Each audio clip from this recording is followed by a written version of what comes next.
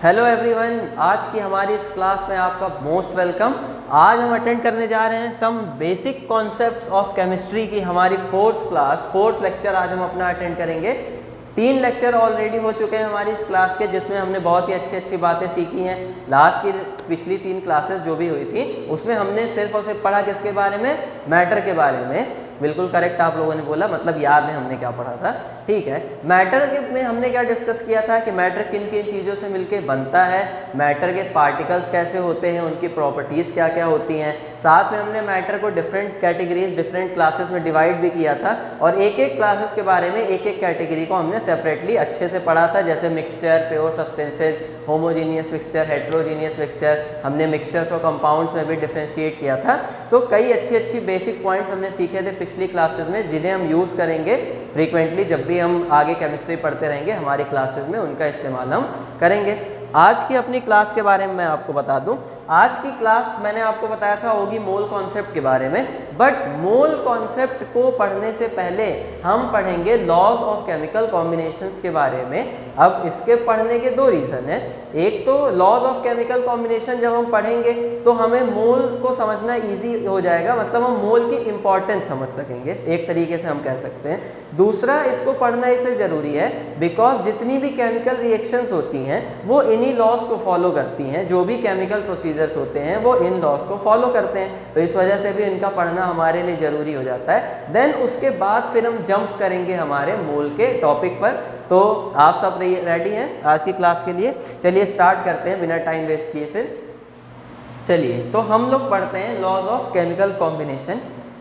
कुछ लॉज होते हैं केमिकल कॉम्बिनेशंस के, मतलब जैसे कुछ नाम मैं भी आपको बताता हूँ, हम इनके बारे में पढ़ेंगे। जैसे law of conservation of mass, laws of definite proportion, law of multiple proportion, और भी हैं ऐसे कुछ लॉज। तो इन लॉज के बारे में एक एक करके हम लोग अभी पढ़ते हैं, बट उससे पहले इनकी इंपॉर्टेंस आपको बता दूं। जो भी लॉज हम पढ़ेंगे वो सारे लॉज बेस्ड हैं एक्सपेरिमेंट्स पर और केमिकल रिएक्शंस को, मतलब केमिकल रिएक्शंस जो होती हैं वो इन्हीं लॉज को फॉलो करती हैं। ठीक है, हम ऐसा बोलेंगे। अब देखिए, एक एक लॉ जो है वो डिफरेंट साइंटिस्ट ने दिया है, तो एक एक लॉ को चलिए पढ़ते रहते हैं और उसी के बारे में आराम से डिस्कस करते रहते हैं, पढ़ते पढ़ते आराम से। सबसे पहले जिस लॉ को हम पढ़ेंगे वो है लॉ ऑफ कंजर्वेशन ऑफ मास। आप सब अपनी कॉपी लेकर एकदम तैयार रहिए, हम इन्हें समझते जाएंगे, डेफिनेशंस में बोलूँगा आपसे नोट डाउन करते जाएंगे। तो law of conservation of mass heading लिख लेते हैं हम लोग।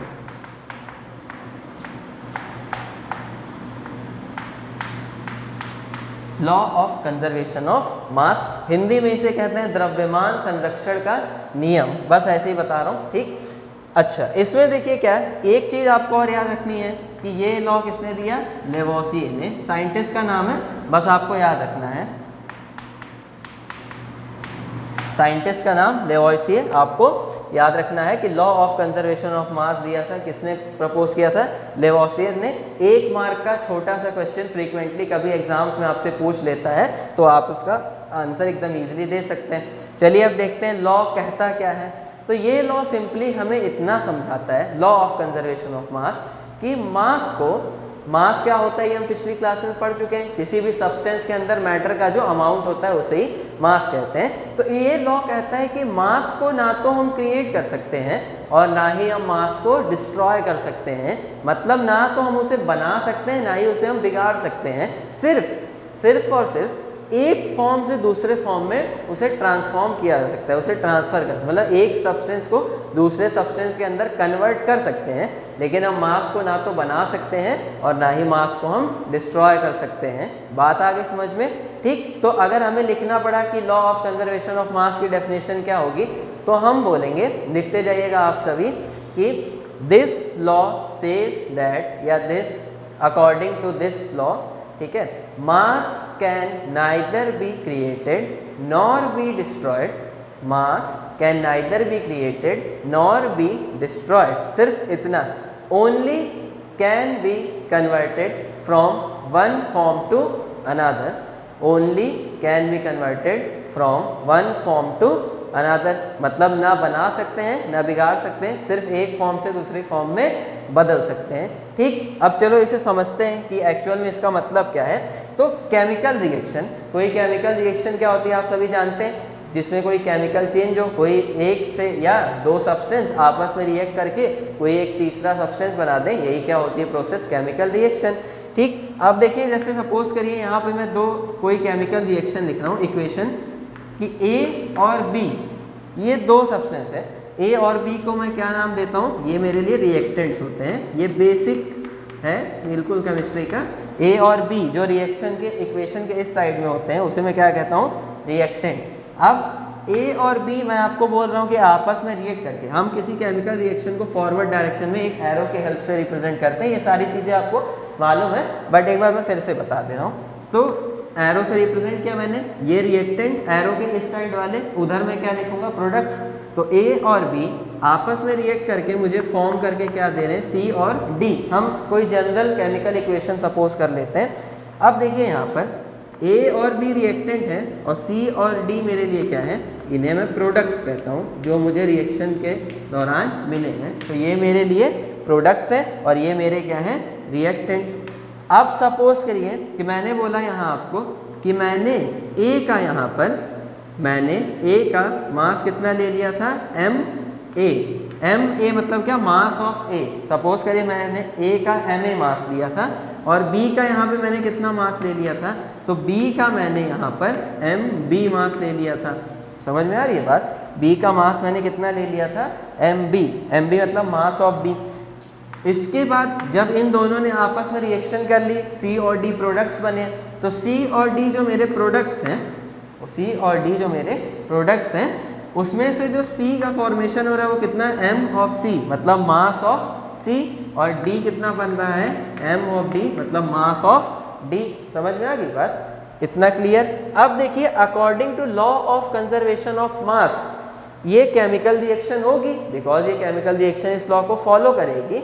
तो law of conservation of mass के अकॉर्डिंग रिएक्टेंट्स का जो टोटल मास है वो प्रोडक्ट्स के टोटल मास के बराबर होगा।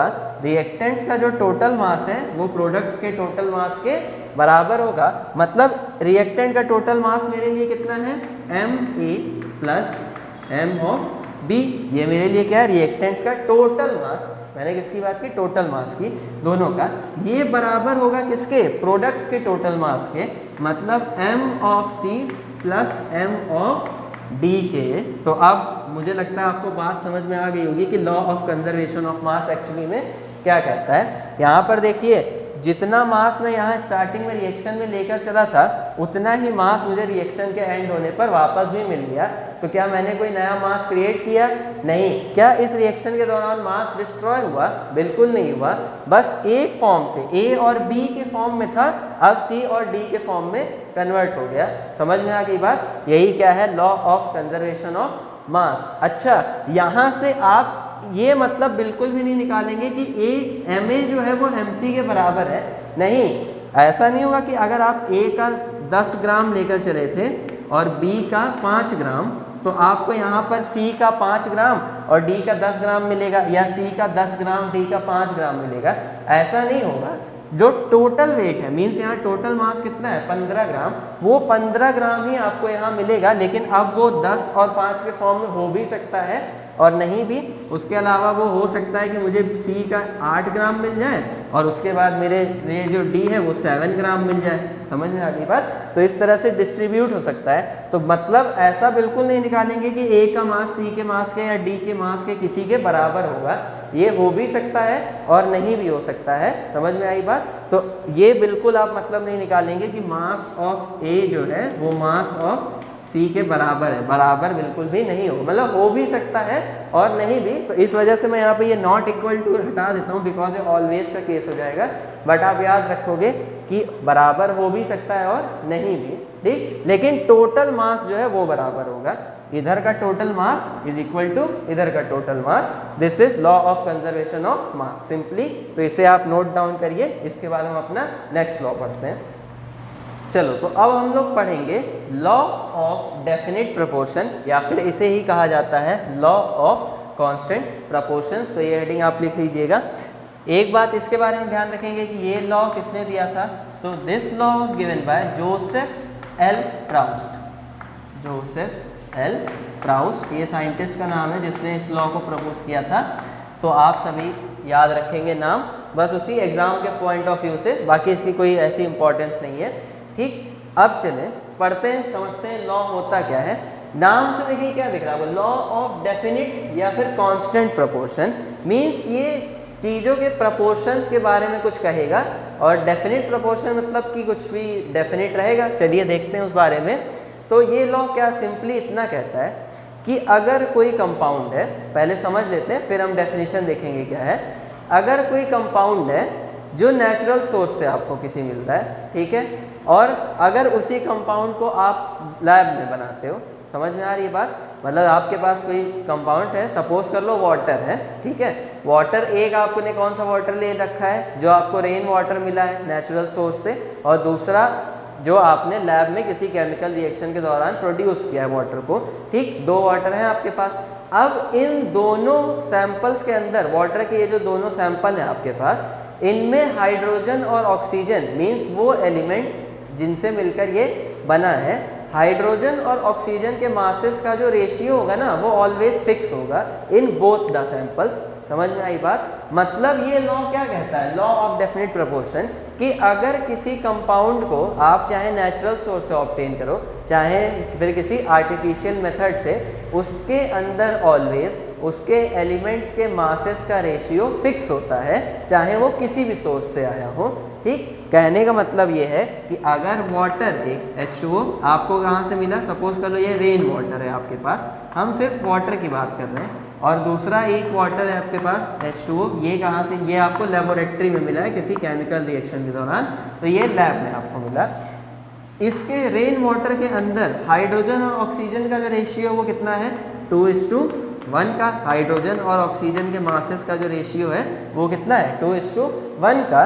तो according to the law of definite या लॉ ऑफ कांस्टेंट प्रोपोर्शन, इस लैब वाले वाटर के अंदर भी, क्योंकि ये वाटर ही है, हाइड्रोजन और ऑक्सीजन का जो रेशियो होगा मासेस का, वो 2:1 के बराबर ही होगा, चेंज नहीं होगा। इसके अलावा आप कोई भी अदर कंपाउंड ले लो, कोई भी एक फ्रीक्वेंट कंपाउंड, जैसे मैंने आपको कुछ कंपाउंड्स के नाम बताए थे पिछली क्लास में, सपोज करो हम कैल्शियम कार्बोनेट ले लेते हैं, तो कैल्शियम कार्बोनेट चाहे आपको आर्टिफिशियल बना लो लेबोरेटरी में, या फिर चाहे आपको वो किसी नेचुरल सोर्स से मिला हो, ठीक, दोनों के ही अंदर कैल्शियम कार्बन और ऑक्सीजन का जो रेशियो है मासेस का, मीन्स उन एलिमेंट्स का जिनसे मिलकर ये बना है, वो ऑलवेज कैसा होगा, फिक्स होगा, चाहे यहाँ का हो, चाहे अमेरिका का हो, चाहे कहीं का भी हो, चाहे किसी आर्टिफिशियल सोर्स से मिला हो, अगर वो वही कंपाउंड है तो उसके अंदर उसके करस्पॉन्डिंग एलिमेंट्स का रेशियो हमेशा फिक्स होगा।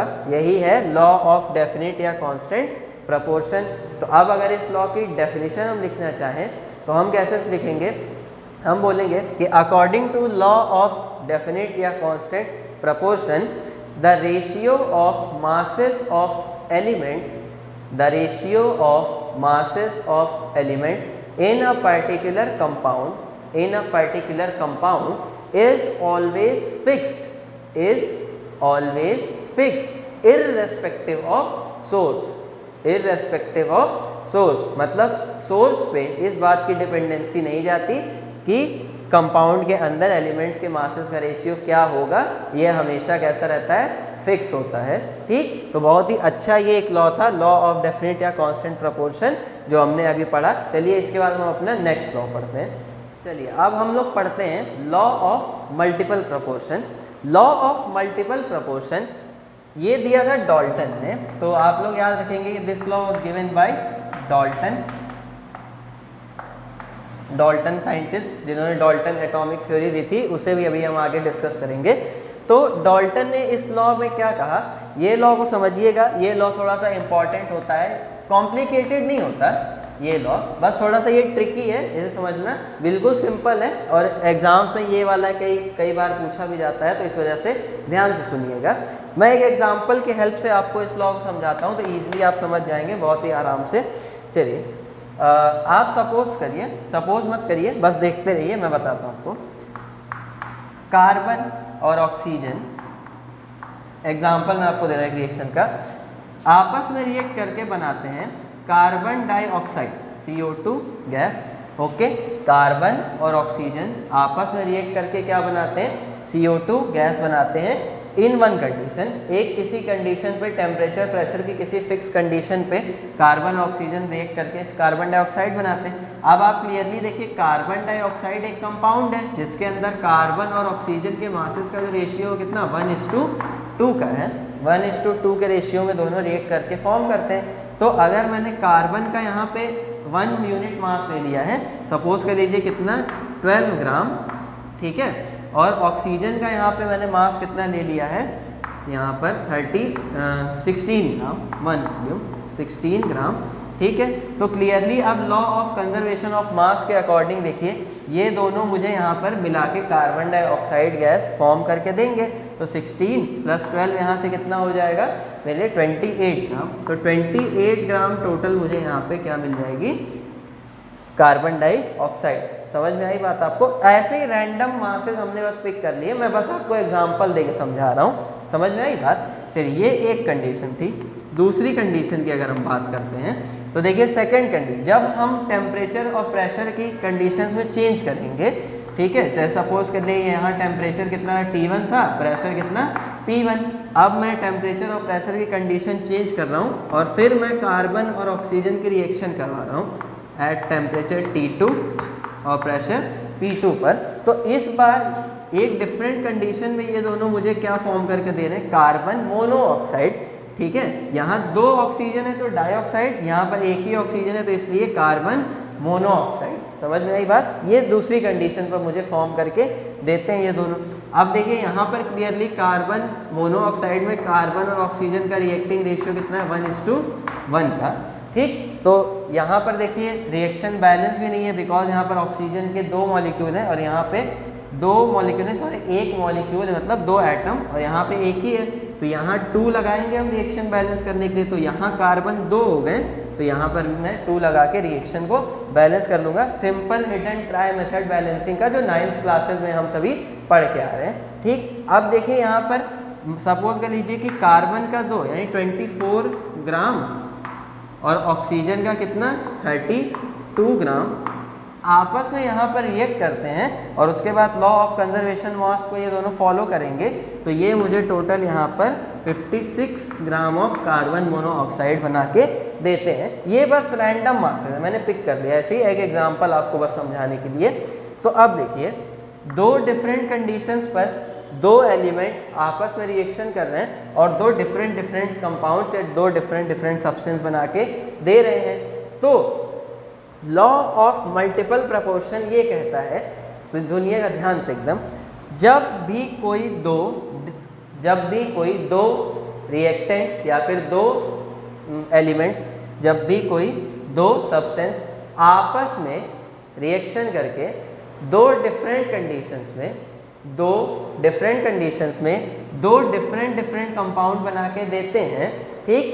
तो उन दोनों डिफरेंट कंडीशंस में कोई एक एलिमेंट जो किसी अदर एलिमेंट के फिक्स मास के साथ रिएक्शन करता है। अब फिक्स मास का मतलब यहाँ पे भी हम कार्बन का मास कितना ले लेते हैं 12 ग्राम ही, रैंडम मास हमने पिक किया था, बट फिक्स मास के कॉन्सेप्ट को देखना है तो 3 to 4 और यहाँ पर टोटल मास जो हो जाएगा वो कितना हो जाएगा 44 ग्राम, ठीक है।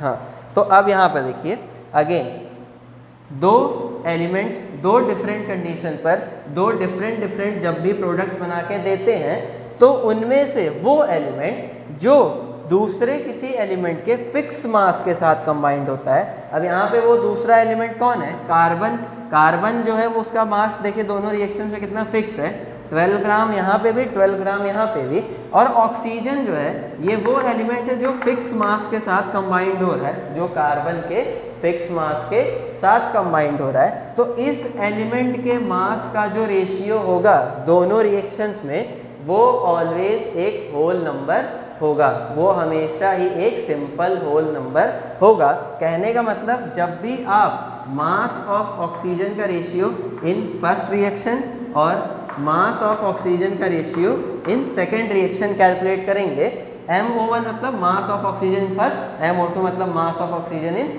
सेकेंड। तो इन दोनों का रेशियो देखिए कितना है, फर्स्ट रिएक्शन में कितना है 62 और सेकेंड वाली रिएक्शन में कितना है 32 ग्राम। तो यहाँ पे देखिए रेशियो कितना आ रहा है 2 का, 1:2 का। तो इसी तरह से ये ऑलवेज सिंपल होल नंबर्स के, सिंपल होल नंबर मतलब देखिए 1 और 2 ये सिंपल होल नंबर्स ही हैं। समझ में आई बात? मैथमेटिक्स से रिलेट होता है, होल नंबर्स वगैरह आपने पढ़े होंगे 9th क्लास में, ठीक। तो यही होता है लॉ ऑफ मल्टीपल प्रपोर्शन, ठीक है। ध्यान में इसे रखना है आपको। क्या ध्यान में रखना है? लॉ ऑफ मल्टीपल प्रपोर्शन ये कहता है कि जब भी कोई दो डिफरेंट एलिमेंट्स, दो डिफरेंट कंडीशन, एलिमेंट्स नहीं हम सब्सटेंसेस कह सकते हैं, जब भी कोई दो डिफरेंट सब्सटेंस दो डिफरेंट कंडीशंस में, यहाँ देखिए दो डिफरेंट कंडीशंस पे कंबाइंड होके मतलब आपस में रिएक्शन करके दो प्रोडक्ट्स बना के देते हैं, दो प्रोडक्ट्स बना के देते हैं, तो उनमें से उस एलिमेंट का मास, उस एलिमेंट का मास जो किसी फिक्स मास के साथ कंबाइंड होता है। अब यहाँ फिक्स मास के साथ देखिए कार्बन का मास फिक्स है, इसके साथ कंबाइंड कौन हो रहा है? ऑक्सीजन। तो उस एलिमेंट का मास जो फिक्स मास के साथ कंबाइंड होता है उसका रेशियो दोनों रिएक्शंस में हमेशा सिंपल होल नंबर्स के रेशियो में होता है, सिंपल होल नंबर्स के रेशियो में, ठीक। तो आप कैसे लिखेंगे इसकी definition law of multiple proportion की लिख लीजिए, फिर मैं एक और एग्जांपल देके आपको समझाता हूँ इसको क्लियरली, ठीक है। लिखेंगे हम लोग कि when two different substance react at two different conditions to form different compounds, then the mass of the substance, या फिर देख सकते then the ratio of the mass of the substance which is combining from the fixed mass of another substance is always lie in the ratio of simple whole numbers, is always lie in the ratio of simple whole numbers। Clear? Definition थोड़ी सी बड़ी है लेकिन एकदम इसी के ऊपर based है, आप ध्यान रख लेंगे आराम से। इसी वजह से देखिए law of conservation of law of multiple proportion थोड़ा सा इंपॉर्टेंट पड़ जाता है हमारे लिए, ये थोड़ा सा ट्रिकी है। तो एक एग्जांपल में और देके आपको इसको समझाता हूँ ताकि क्लियरली आप इसको एकदम समझ जाए। चलो एक एग्जांपल और हम लोग देखते हैं। सपोज करो हम रिएक्शन करवा रहे हैं हाइड्रोजन और ऑक्सीजन की, तो H2 और O2 किसी एक कंडीशन पर रिएक्ट करते हैं और मुझे क्या बना के देते हैं? Water H2O। अब देखें यहाँ पे ऑक्सीजन का एक एटम है, इधर 2, तो बैलेंस करने के लिए हम कितना लगाएंगे? आगे 2, और यहाँ 2 लगाते ही हाइड्रोजन कितना हो गया? 4, तो हाइड्रोजन 4 हो गया, तो यहाँ 2 लगाते ही 2 2 4 atoms of hydrogen, 4 atoms of hydrogen, 2 atoms of oxygen और 2 1 2 एटम्स ऑफ ऑक्सीजन। टोटल यहाँ पे रिएक्शन हमारी बैलेंस हो गई। बैलेंस होना बहुत जरूरी रिएक्शन का, समझ में आई बात? अब देखिए यहाँ पर अगेन सेकेंड कंडीशन पर, सेकेंड कंडीशन में यही हाइड्रोजन और ऑक्सीजन वापस से किसी दूसरी कंडीशन पे, सपोज करिए यहाँ फर्स्ट कंडीशन और यहाँ पर कोई दूसरी कंडीशन है प्रेशर और टेम्परेचर की कंडीशन। जब हम चेंज करते हैं तो प्रोडक्ट्स भी चेंज होते हैं सडन रिएक्शंस में। तो H2 और O2 यहाँ पर दूसरी किसी कंडीशन पे कंबाइंड होके मुझे H2O2, what is H2O2? H2O तो आपको मालूम है water, H2O2 is hydrogen peroxide, hydrogen peroxide, याद रखेंगे आप सभी। हाइड्रोजन चैप्टर में आप इसके बारे में और डिटेल पढ़ेंगे, बट यहाँ पे सिर्फ फॉर्मूला और नाम, हाइड्रोजन परऑक्साइड। तो ये कंबाइंड ए होके एक केस में मुझे H2O दे रहा है और दूसरे केस में हाइड्रोजन परऑक्साइड। अब देखिए इस वाले में रिएक्शन बैलेंस हमारे, तो इसमें हमें कुछ करने की ज़रूरत नहीं है। अब देखिए यहाँ पर सपोज करिए H2O का कितना मैंने लिया? 4 ग्राम, और ऑक्सीजन मेरे पास कितनी है? 16 ग्राम, और ये मुझे इस टोटल कितना वाटर फॉर्म करके दे रहा है? 20 ग्राम, ऐसे हम सपोज कर लेते हैं, ठीक है। बस रैंडम मासेस पिक कर लेते हैं। यहाँ पर H2 देखिए, H2 यहाँ पर कितना पिक कर लेता हूँ? 4 ग्राम, और ऑक्सीजन उसके करस्पॉन्डिंग यहाँ पर कितनी? सपोज करिए 32 ग्राम ऑफ ऑक्सीजन, और उसके बाद ये मुझे जो है क्या बना के देते हैं? H2O2। तो law of conservation of mass के अकॉर्डिंग 36 ग्राम मुझे यहाँ पर क्या बन के मिलेगा? H2O2। समझ में आई बात? अब ये मैंने बस आपको समझाने के लिए पिक किया। तो दो डिफरेंट कंडीशंस पर अगेन देखिए, दो डिफरेंट सब्सटेंस दो अलग अलग कंडीशन में दो अलग अलग प्रोडक्ट बना के दे रहे हैं। इस बार फिक्स मास किसका है? हाइड्रोजन का। हाइड्रोजन दोनों ही रिएक्शंस में कितना है? 4 ग्राम है। अब इस फिक्स मास के साथ कौन कंबाइंड हो रहा है? ऑक्सीजन। तो दोनों मासेस, दोनों जो डिफरेंट रिएक्शंस हैं उनमें ऑक्सीजन के जो मासेस का रेशियो होगा वो कैसा होना चाहिए? Simple whole number. और आप देख भी सकते हो कि यहाँ पे 16/32 अगेन कितना आएगा? 1:2। तो आप बोलोगे अब तो आप यहाँ सेलेक्ट कर रहे हो, ऐसा तो आ रहा है ना? नहीं, तो मैं सेलेक्ट नहीं कर रहा हूँ। ये लॉ के अकॉर्डिंग जब भी ऐसी कहीं पर भी आप रिएक्शन देखोगे उसमें आपको जो मासेस मिलेंगे वो ऐसे ही सिंपल होल नंबर्स के रेशियो में ही मिलेंगे। यही है हमारा लॉ ऑफ मल्टीपल प्रपोर्शन। ठीक है, ये तो मैं आपको रैंडम मासेस का एग्जांपल लेके समझाने की कोशिश कर रहा था इस लॉ को, बट आप जब भी कहीं पे इसे एक्सपेरिमेंटली अप्लाई भी करोगे आपको सेम यहीं पे सिंपल होल नंबर का रेशियो ही मिलेगा। तो आई होप अब आप क्लियरली समझ गए होंगे कि लॉ ऑफ मल्टीपल प्रपोर्शन क्या होता है, ये क्या कहता है। तो अगर ये आप नोट डाउन कर लो, फिर हम उसके बाद अपना अगला लॉ पढ़ते हैं। चलिए, तो अब हम लोग पढ़ते हैं हमारा अगला यानी fourth law, Gay Lussac's law of gaseous volume. Gay Lussac का गैसीय आयतनों का नियम हिंदी में से कहते हैं। वॉल्यूम क्या होता है ये मैं आपको बता चुका हूँ प्रीवियस क्लासेस में। कोई भी मैटर, कोई भी सब्सटेंस जितना स्पेस कवर करता है उसे ही क्या कहते हैं? उसका वॉल्यूम। ओके, तो चलिए समझते हैं। अच्छा, नाम से ही क्लियर है, ये लॉ तो किसने दिया? गैलुसैक साइंटिस्ट का नाम है। अब गैसियस वॉल्यूम्स, तो ये लॉ जो है ना वो सिर्फ और सिर्फ गैसेस के बारे में, मतलब ये सिर्फ किस पर अप्लाई होता है? गैसेस पर। ठीक, अब समझते हैं। तो बहुत सिंपल लॉ है, इनफैक्ट ये मैं कहता हूँ सबसे आसान लॉ है पूरा जितने भी केमिकल कॉम्बिनेशन के लॉज अभी तक हमने पढ़े। ठीक, इसमें देखिए क्या कहता है कि अगर कोई केमिकल रिएक्शन है, सपोज कर लो कोई केमिकल रिएक्शन है, कोई सब्सटेंस है सॉलिड प्लस बी, मैं सपोज कर लो लिक्विड है, और ये आपस में कंबाइंड होके मुझे कोई सब्सटेंस सी और डी बना के देते हैं, जिसमें से गैसेस जो है सी गैस है और बी भी कौन सा है? गैस है। ठीक, ऐसे ही बस मैंने एक रिएक्शन जनरल कंसीडर कर ली है। तो ये एक रिएक्शन है जिसमें गैस का क्या हो रहा है? फॉर्मेशन हो रहा है। चलो, अब इसी की अगर सपोज कर लो एक दूसरी रिवर्स रिएक्शन देख लें कि कोई एक एक्स गैस है और कोई एक दूसरी गैस है वाई, जो मुझे कंबाइंड होके एम और एन प्रोडक्ट्स के फॉर्म में दे रही है, और एम सॉलिड है और एन भी सपोज कर लो सॉलिड या लिक्विड, कुछ भी सपोज कर लो, चलो सॉलिड ही दे देते हैं। ठीक, बस दो जनरल रिएक्शन, मतलब क्या, दोनों को एक में गैसेस फॉर्म हो रही हैं और दूसरे में जो गैसेस वो कंबाइंड हो रही हैं।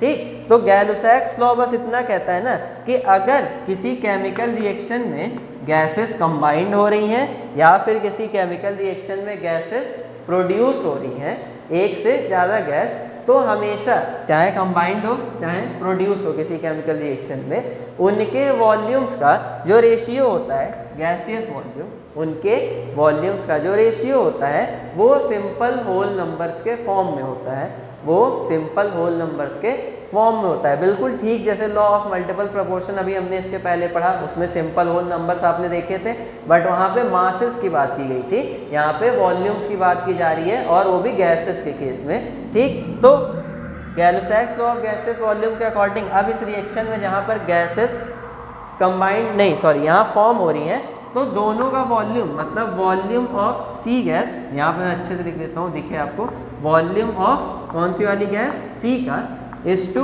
वॉल्यूम ऑफ कौन सी गैस? डी का, दोनों का जो वॉल्यूम होगा वो क्या होगा? Simple whole number.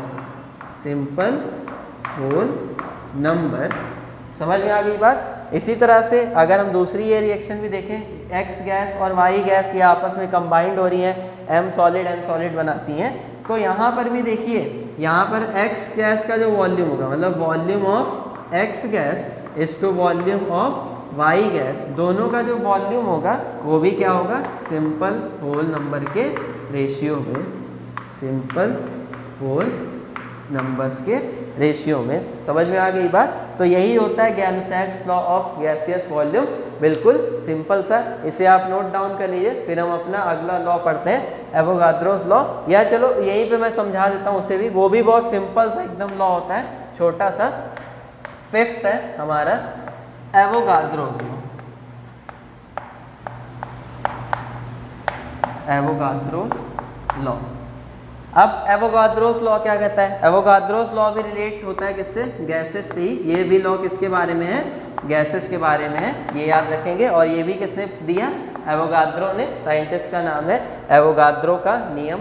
ठीक, अब देखिए ये क्या कहता है, ये बस भाई साहब इतना कहते हैं कि अगर टेम्परेचर हम दो गैसेस का सेम कर दें, प्रेशर दो गैसेस का सेम कर दें, मतलब दो गैसेस है, सपोज कर लो एक गैस ए है, ए गैस, और दूसरी क्या है?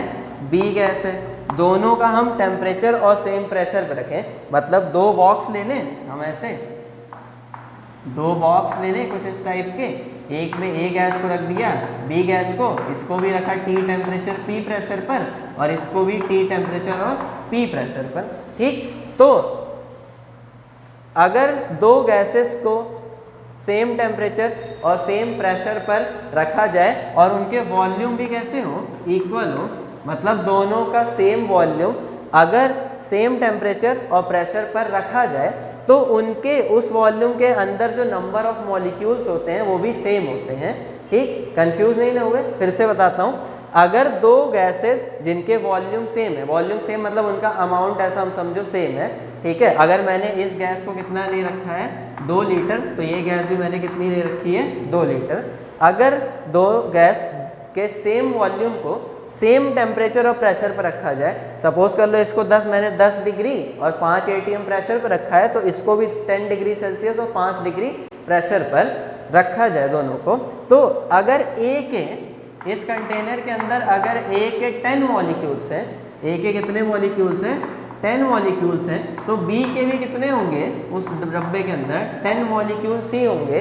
बस यही क्या है? Avogadro's law, as simple as it is. बिल्कुल, क्या लिखेंगे इसकी डेफिनेशन में एवोगाद्रोस लॉ की? कि at same temperature and pressure, मतलब सेम टेम्परेचर और प्रेशर पर equal volume of gases contain equal number of molecules, मतलब सेम वॉल्यूम जब सेम टेम्परेचर और प्रेशर पर रखे जाते हैं दो गैसेस के, तो उनमें नंबर ऑफ मॉलिक्यूल्स भी सेम होते हैं, एकदम डिट्टो एक दूसरे के। ठीक, यही क्या है? एवोगाद्रोस लॉ, बिल्कुल सिंपल सा। अच्छा, गैल-सैक्स लॉ की अगर आपको डेफिनेशन लिखनी हो तो इसकी डेफिनेशन भी आप इजीली लिख सकते हो कि व्हेन गैसेस आर कंबाइंड और produced in a chemical reaction their volume always lies in the ratio of simple whole numbers। इस तरह से आप गैल-सैक्स लॉ की भी डेफिनेशन दे सकते हो आराम से।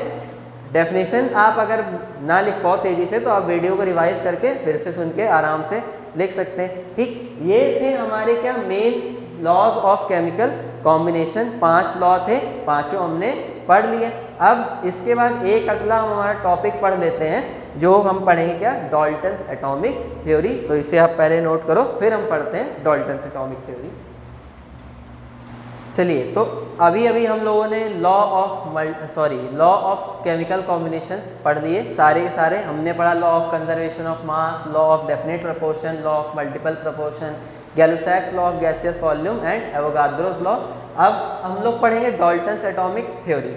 डाल्टन्स एटॉमिक थ्योरी डाल्टन ने प्रपोज की थी, नाम से ही क्लियर है। बट इस थ्योरी को पढ़ाने से पहले एक बात मैं आप सबके सामने क्लियर कर देना चाहता हूँ कि प्लीज़ इस थ्योरी किसी भी बात को अपने दिल से ना लगाएं। दिल से लगाने का मतलब क्यों ना दिल से लगाएं? क्योंकि ये थ्योरी एक नंबर की फर्जी है, बिल्कुल बकवास है। सिर्फ और सिर्फ इसलिए हमको पढ़ना है क्योंकि एग्ज़ाम में पूछी जाती है, और अगर हम नहीं लिखेंगे तो हमारे मार्क्स कट कर दिए जाएंगे। सिर्फ इसीलिए पढ़ना है। कुछ पॉइंट्स को छोड़कर ये थ्योरी एकदम बकवास है, सारी बातें इसमें गलत कही गई हैं। बट ये एक इनिशिएटिव थ्योरी थी जब हम एटम्स, मॉलिक्यूल्स वगैरह के बारे में सीख रहे थे, तो इसी वजह से थोड़ी सी इंपॉर्टेंट पड़ जाती है और इसका पढ़ना हमारे लिए ज़रूरी हो जाता है। ओके, तो चलिए पढ़ते हैं डाल्टन्स एटॉमिक थ्योरी। फर्जी होते हुए भी इंपॉर्टेंट है, यही इसकी बहुत बड़ी खासियत है। क्या कहती है डाल्टन्स एटॉमिक थ्योरी? थोड़ी सी स्टोरी सुनाता हूँ, छोटी सी स्टोरी है। स्टार्टिंग में एक भारत के थोड़े से बाबा हुए थे, नाम था उनका महर्षि कणाद। उन्होंने ये बोला कि हमारे आसपास जो भी पदार्थ है, मैटर को क्या कहा गया? पदार्थ, ठीक है, वो छोटे छोटे अविभाज्य कणों, अविभाज्य कणों मतलब ऐसा उन्होंने कहा था, बाबा की लैंग्वेज में बोलता हूँ, मतलब नॉन डिविजिबल पार्टिकल्स या फिर इनडिविजिबल पार्टिकल्स, ठीक है, उनसे मिलकर बना हुआ है हर एटम हमारे आसपास। ठीक है। जिसमें ये पार्टिकल ज़्यादा अमाउंट में होते हैं वो सॉलिड बन जाता है, जिसमें ये पार्टिकल थोड़े कम होते हैं वो लिक्विड, और जिसमें बिल्कुल कम होते हैं वो गैस बन जाता है। ये किसने बोला? महर्षि कणाद ने। लेकिन अब हुआ क्या, उस समय लोग अशिक्षित, थोड़ा मानव सभ्यता विकास करती जा रही थी, इवोल्यूशन हो रहा था, लोगों ने इतना ध्यान नहीं दिया, बोला यार ये सब बातें कौन ध्यान दे, चलो हटाओ फेंको। बाद में जब साइंस की थोड़ी सी तरक्की हुई तो अब लोगों ने फिर से सोचना शुरू किया कि भाई हमारे आसपास जो भी चीज़ें हैं ये सब किस सब से मिलकर बनी हुई हैं, क्या चीज़ें जो इन सबको बनाती है। तो उस समय बहुत तेज़ी से अपना हाथ उठाया किसने? डाल्टन ने, और बोला कि every substance is made up of small individual particles. लिखना है भाई, लिखते रहो। हाँ, तो every substance is made up of small individual particles called atoms. Called atoms. समझ में आ गई बात? तो अब इन्होंने भी महर्षि कणाद की बात को थोड़ा सा ट्विस्ट एंड टर्न किया और ला के सामने चिपका दिया, फेमस हो गए आराम से। क्या बोला इन्होंने कि हमारे आसपास जो भी चीज़ें हैं, जो भी चीज़ें हमारे आसपास है, मैटर है, वो छोटे छोटे इंडिविजुअल पार्टिकल्स, इंडिविजुअल मतलब जिनको और फर्दर डिवाइड नहीं किया जा सकता, उनसे मिलकर बना हुआ है, जिन्हें क्या कहा जाता है? एटम्स कहा जाता है। अब ये एटम वर्ड कहाँ से आया? तो ये एटम एक्चुअली आया एक ग्रीक वर्ड एटोमॉस से, ग्रीक वर्ड एटोमॉस से। और इस एटोमॉस वर्ड का मतलब क्या होता है? विच कांट बी डिवाइडेड, मतलब जिसे डिवाइड नहीं किया जा सकता, विच कांट बी डिवाइडेड। तो इस तरह से एटम वर्ड का ओरिजिन हुआ ग्रीक वर्ड एटोमॉस से, और डाल्टन को इसने बना दिया हीरो। अब अगर इस थ्योरी के हम और छोटे छोटे पॉइंट्स के बारे में बात करें कि मेन इस थ्योरी के जो भी पॉइंट्स हैं वो क्या है, एक एक करके हम उनके बारे में पढ़ते जाते हैं। फर्स्ट ऑफ, सबसे पहला पॉइंट, ये थ्योरी क्या कहती है, आप सब नोट भी करते जाएगा अपनी कॉपी में। फर्स्ट पॉइंट की अगर हम बात करें तो ये थ्योरी कहती है कि atom can't be further divided, मतलब एटम को और फर्दर डिवाइड नहीं किया जा सकता। ठीक है, ये पॉइंट भी बिल्कुल गलत है। पोस्टुलेट भी मैं आपको साथ साथ बताते चलता हूँ कि डाल्टन एटॉमिक थ्योरी के फेल होने का कारण क्या क्या था साथ ही साथ। ठीक है, ये पॉइंट एकदम गलत है, क्योंकि हम जानते हैं कि आज हम एटम को डिवाइड कर सकते हैं into electron, proton, neutron, meson, boson, graviton, और भी बहुत सारे पार्टिकल्स हैं इन सारे सब पार्टिकल्स में। ठीक है, अब यहाँ पर सबसे बड़ा ड्रॉबैक यही था डाल्टन एटॉमिक थ्योरी के फेल होने का कि इन्होंने बोल दिया कि एटम को हम फर्दर डिवाइड नहीं कर सकते हैं, पिट गए यहीं पर। समझ में आई बात? दूसरा पॉइंट इन्होंने क्या बोला कि भैया कि atoms of a particular element are identical, मतलब एक किसी पर्टिकुलर एलिमेंट के जो एटम्स होते हैं वो सारे कैसे होते हैं? सिमिलर होते हैं, एक जैसे होते हैं। कुछ समय तक तो ये बात बड़ी अच्छी लगी लोगों को, लेकिन बाद में जब साइंस ने थोड़ी सी और तरक्की की तो भाई ये पता चला कि हर एलिमेंट के आइसोटोप्स भी पाए जाते हैं, हर एलिमेंट्स के आइसोटोप्स भी पाए जाते हैं। अब आइसोटोप्स क्या होते हैं ये अब आप अपनी आगे क्लासेस में और थोड़ा अच्छे से पढ़ोगे। थोड़ा एक रफ हिंट मैं दे दूं, आइसोटोप्स वो होते हैं वो एलिमेंट जिनके एटॉमिक नंबर तो सेम होते हैं। एटॉमिक नंबर कैसे होते हैं? सेम होते हैं। एटॉमिक नंबर मतलब नंबर ऑफ प्रोटॉन्स, और उनका मास नंबर कैसा होता है? डिफरेंट होता है। मास नंबर कैसा होता है? डिफरेंट होता है। उन्हें आइसोटोप्स कहा जाता है। ठीक, अब एटॉमिक नंबर सेम है, मतलब है तो एलिमेंट वही। ठीक है, जैसे फॉर एग्जांपल 6C12 और 6C14 अगर आप देखो तो ये आपस में आइसोटोप है। क्यों? क्योंकि देखो दोनों में एलिमेंट कौन है? कार्बन, क्योंकि दोनों का एटॉमिक नंबर क्या है? 6 है। एटॉमिक नंबर ही डिसाइड करता है किसी एलिमेंट को कि वो कौन सा एलिमेंट है। तो दोनों एलिमेंट तो कौन है? कार्बन। लेकिन देखो दोनों का मास नंबर अलग अलग है। क्यों? न्यूट्रॉन्स के नंबर में डिफरेंस होने की वजह से। ठीक है, तो इसका 12 है, इसका कितना है? 14। तो ये दोनों है तो कार्बन ही, दोनों कार्बन के एटम है, लेकिन सेम है? नहीं सेम है। इसमें 2 न्यूट्रॉन कम है, इसमें ज़्यादा है। ठीक, तो सेम नहीं है। तो दूसरा पॉइंट कि atoms of an particular element are identical, ये भी फेल हो गया डाल्टन एटॉमिक थ्योरी का, गया काम से। ठीक, अच्छा थर्ड पॉइंट इन्होंने एक जरा अच्छी सी बात भी बोली। अच्छी बात वो ये थी कि इन्होंने कहा कि when atoms combined they form compounds. काफ़ी हद तक ये बात सही थी, मगर रेशियो की बात इन्होंने बोली ही नहीं। इन्होंने बस बोला एटम कंबाइंड होते हैं, कंपाउंड बना देते हैं। समझ में आई बात? तो ये बात 50% ठीक भी है, 50% इनकरेक्ट भी है। एक ये भी ड्रॉबैक है डाल्टन एटॉमिक थ्योरी का। अच्छा, दूसरा इन्होंने बोला कि हम लोग एटम को डिवाइड तो नहीं कर सकते हैं, लेकिन ट्रांसफॉर्म कर सकते हैं किसी केमिकल रिएक्शन में एक फॉर्म से दूसरी फॉर्म में। तो एक पॉइंट और बढ़ा लो कि atom can't be divided but can be transform in a chemical reaction from one form to another. समझ में आई बात? तो ये एक जो है थोड़ी ठीक ठाक अच्छी बात थी जो इन्होंने बोली तो अपनी डाल्टन एटॉमिक थ्योरी में। तो ड्रॉबैक्स मैंने अभी आपको बताया डाल्टन एटॉमिक थ्योरी के कि ये क्यों फेल हुई, और कुछ मेन पॉइंट्स भी समझा दिए डाल्टन एटॉमिक थ्योरी के। अच्छा, लगे हाथ चलो यहीं पे थोड़ा सा और अपने डिस्कशन को आगे बढ़ा लेते हैं। यही थी बस सिंपल डाल्टन एटॉमिक थ्योरी, ज़्यादा कुछ है नहीं खास इस थ्योरी में, बट फिर भी इम्पॉर्टेंट है क्योंकि बहुत बार पूछी जाती है। सारे पॉइंट्स और जितने ड्रॉबैक्स मतलब ये थ्योरी क्यों फेल हुई, जो भी मैंने आपको बताया वो आपको याद रखने। एग्जाम्स में आपसे या तो पूछेगा डाल्टन एटॉमिक थ्योरी बताओ, या तो फिर पूछेगा कि डाल्टन एटॉमिक थ्योरी के ड्रॉबैक्स बताओ। दोनों ही पॉइंट इंपॉर्टेंट है, आपको याद रखना मस्ट है। ठीक, चलो थोड़ा सा बात कर लेते हैं और बेसिक्स की यहीं पे। तो एटम्स की चलो कुछ बात कर लेते हैं। Atom, what is atom? ये क्वेश्चन कई बार उठता है। तो हम बोलेंगे ना, एटम किसी सब्सटेंस का सबसे छोटा यूनिट होता है। ठीक है, मतलब ये कि जैसे आप अगर कमरे की बात करो तो आपके कमरे की सबसे छोटी यूनिट क्या? ईंट, वही रिपीट हो के बाद में आपका पूरा कमरा बना देगी।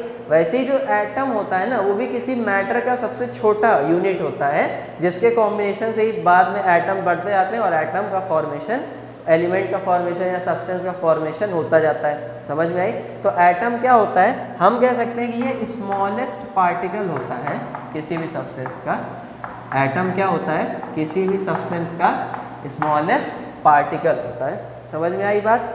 अब देखो एटम के अगर स्ट्रक्चर की बात करें, थोड़ा जनरल स्ट्रक्चर भी देख लेते हैं हम लोग एटम का। हालांकि नेक्स्ट चैप्टर में हमको पढ़ना है, बट थोड़ा सा रफली हम यहाँ पे समझ लेते हैं। तो हर एटम को हम ऐसे अज्यूम करते हैं कि एक गोला होता है और इस गोले के सेंटर पे एक छोटा सा और गोला होता है जो बहुत ही सॉलिड होता है, मतलब ठोस होता है, रिजिड होता है, बहुत ही कड़ा होता है।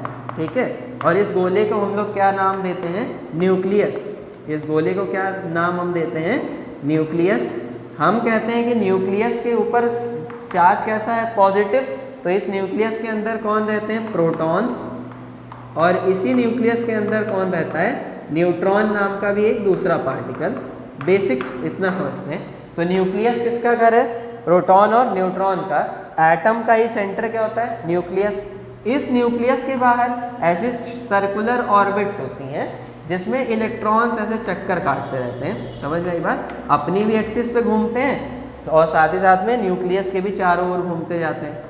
समझे? जैसे अर्थ है, सन के अराउंड तो घूमती ही घूमती है, लेकिन अपनी एक्सिस पे भी घूमती है। वैसे ये इलेक्ट्रॉन्स भी अपनी एक्सिस पे भी रोटेट करते हैं और न्यूक्लियस के अराउंड भी रोटेट करते हैं। ये एक बेसिक मॉडल है एटम का। ये क्या है? These are electrons. इन्हें हम क्या बोलेंगे? इलेक्ट्रॉन्स। तो ये तो एटम का जनरल स्ट्रक्चर था, समझ गए होंगे हम लोग। अच्छा, अब सपोज करिए एटम, हम अगर बात करें मॉलिक्यूल्स की, मॉलिक्यूल्स क्या होते हैं? एटम को हम समझ गए, एटम स्मॉलेस्ट पार्टिकल होता है, ऐसा स्ट्रक्चर होता है, एक न्यूक्लियस जिसमें प्रोटॉन न्यूट्रॉन रहते हैं और बाहर इलेक्ट्रॉन चक्कर काटते रहते हैं। अच्छा, एक बात और आप याद रखो, अगर एटम न्यूट्रल है, मतलब उसके ऊपर कोई चार्ज नहीं है, तो इस कब की बात कर रहा हूँ? अगर एटम न्यूट्रल है मतलब उसके ऊपर कोई चार्ज नहीं है, उस समय नंबर ऑफ प्रोटॉन जो होते हैं, नंबर ऑफ प्रोटॉन एटम के अंदर, वो बराबर होते हैं किसके? नंबर ऑफ इलेक्ट्रॉन के। वो बराबर होते हैं किसके? नंबर ऑफ इलेक्ट्रॉन के। और प्रोटॉन का जो नंबर होता है उसे हम लोग किससे इंडिकेट करते हैं? Z से। मतलब अब अगर कहीं आगे आपको केमिस्ट्री में Z दिखा मिले, ठीक है, एटम वगैरह से रिलेटेड अगर आपको Z लिखा मिले तो आप समझ जाओगे ये क्या है? नंबर ऑफ प्रोटॉन है। किसी एटम के अंदर क्या है? नंबर ऑफ प्रोटॉन है। और इसको हम लोग क्या बोलते हैं? Atomic number. इसी को हम लोग क्या कहते हैं? Atomic number. समझ में आई बात? तो Z मतलब एटॉमिक नंबर, यानी कि नंबर ऑफ प्रोटॉन, जो कि न्यूट्रल एटम के लिए बराबर होता है नंबर ऑफ इलेक्ट्रॉन के। बात आ गई समझ में? बिल्कुल करेक्ट आ गई होगी। अच्छा, अब अगर मॉलिक्यूल्स की हम लोग यहाँ पे देखो बात करें तो मॉलिक्यूल्स कब बनते हैं? मॉलिक्यूल्स बनते हैं एटम्स के कंबाइंड होने से। सपोज करो ये दो एटम्स हैं अलग अलग, अगर ये आपस में इस तरह से कंबाइंड हो जाए ये, तो ये किसका फॉर्मेशन करेंगे? मॉलिक्यूल्स का। अभी ये एटम है, ये एटम है, ये भी क्या एटम है, लेकिन अब ये क्या बन गया? मॉलिक्यूल बन गया। अब ये क्या बन गया? मॉलिक्यूल बन गया। अभी ये नंबर में कितने हैं? 2 हैं। यहाँ पर आपको कितने दिख रहे हैं? 2। लेकिन अगर मॉलिक्यूल के फेवर में बात करें तो अब ये एक मॉलिक्यूल कहलाएगा।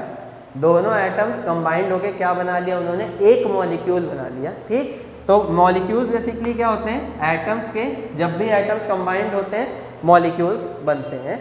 मॉलिक्यूल को भी आप स्मॉलेस्ट पार्टिकल कह सकते हो किसी कंपाउंड का।